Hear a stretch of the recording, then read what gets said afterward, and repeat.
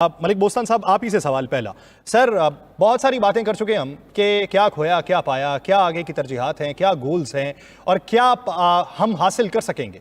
लेकिन सर, आप समझते हैं कि हमारा सर्कल जो पिछली एक दहाई से चल रहा है, जिस तरह के दावे किए जाते रहे, जिस तरह के वादे होते रहे और फिर जिस तरह के नताइज हमने हासिल किए हैं, कहीं ना कहीं पे जाके हम सही हो जाएंगे, इसी तरह कोई ना कोई ठोकर लग के हम सही खड़े होके भागना शुरू कर देंगे, या फिर हमें इस कच्चे के रास्ते से पक्के के रास्ते के ऊपर आना है और उसके लिए कुछ और चीजें हैं जो ट्राई करने की जरूरत है?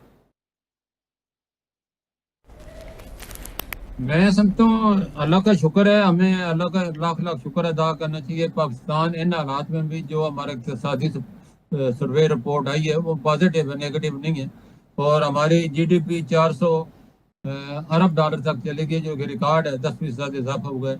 और पाकिस्तान 46 नंबर से कम होकर 44 नंबर बड़ी मैशतों में इसका शुमार होने लगा है। तो फी का आमदनी 1662 से बढ़कर 1824 पे चली गई है। इस तरह जो पिछली पाकिस्तानी में देखें तो 4,70,000 से बढ़ के 5,91,000 पे 8% इजाफा हुआ है। हमारी बड़ा अलग कर्म है, हमारी ज़राअत में ख़ास तौर पे जो है काफ़ी सरप्लस हुआ है, और हमारी आईटी में, सर्विसेज में, बहुत सी चीज़ों में हम प्लस हुए हैं।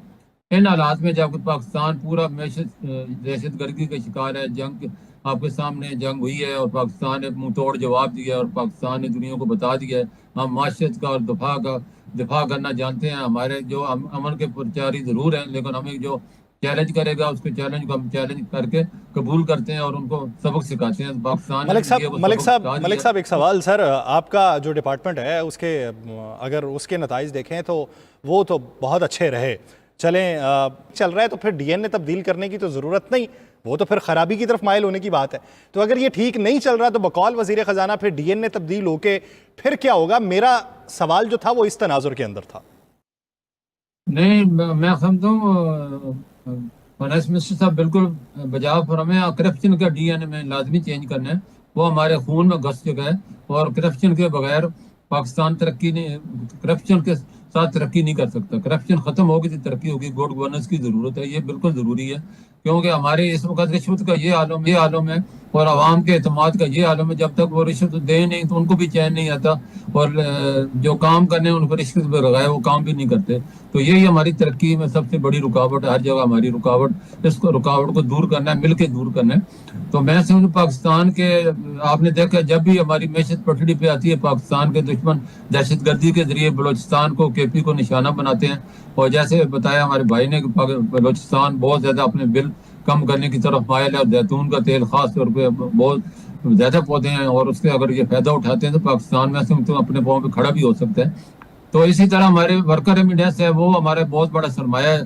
पिछले महीने आपको पता है मार्च में 4 अरब डॉलर बना के एक रिकॉर्ड कायम किया है। और मैं समझते इस वक्त 1.5 करोड़ पाकिस्तानी जो बाहर ओवरसीज हैं, वर्कर हैं खाली, और 1 करोड़ आदमी है जो सेटल हो चुके हैं। और तो जो वर्कर हैं वो हर महीने 8 अरब डॉलर उनको माना तनख्वाह रिकॉर्ड मिलती है। उसमें से 3 से 4 अरब डॉलर पाकिस्तान मंगवा रहे हैं, लेकिन 3 से 4 अरब डॉलर वो दुबई में, यूरोप में या दूसरी जगहों में इन्वेस्टमेंट कर रहे हैं। पाकिस्तान में गुड गवर्नेंस की कमी की वजह से, कब्जा माफिया की वजह से, करप्शन की वजह से तो डिसाइड हो गया अपना पैसा वहाँ लगा रहे हैं। पहले आपने देखा सारा पैसा यहाँ आता था। तो हमें 100 अरब डॉलर के हमारे वर्कर तनख्वाह साल की लेते हैं। तो पाकिस्तान में सप्लाई की डॉलर की कोई कमी नहीं है, सिर्फ मैनेजमेंट की कमी है। अगर आप मलिक बोस्तान साहब हवाले से मुझे खिलजी साहब आपसे सवाल करना है, लेकिन मैं मलिक बोस्तान साहब से सवाल कर लूँ, मेरे ख्याल से कनेक्ट हो चुके हैं दोबारा से। मलिक बोस्तान साहब, सर, बजट के बाद इन्वेस्टमेंट, फॉरेन इन्वेस्टमेंट, जो डायरेक्ट इन्वेस्टमेंट है वो, और उसके अलावा रेमिटेंसेस, इसका इम्पैक्ट क्या देख रहे हैं? देखो आपने पिछले 4 साल में रेमिटेंस हमारी 27 अरब डॉलर से बढ़ के आज 35 अरब डॉलर तक पहुंच चुकी है, और पिछले मार्च में 4 अरब डॉलर का एक रिकॉर्ड कायम किया है, लाइफ टाइम हाई। तो मैं समझता हूँ पाकिस्तान में इस वक्त 1.5 करोड़ जो ओवरसीज पाकिस्तानी है काम कर रहे हैं, वो 8 अरब डॉलर माहाना तनख्वाह ले रहे हैं, 4 अरब डॉलर पाकिस्तान भेज रहे हैं। 4 अरब डॉलर, वो जो सोचने की बात है, वो पाकिस्तान नहीं आ रहा। क्यों नहीं आ रहा?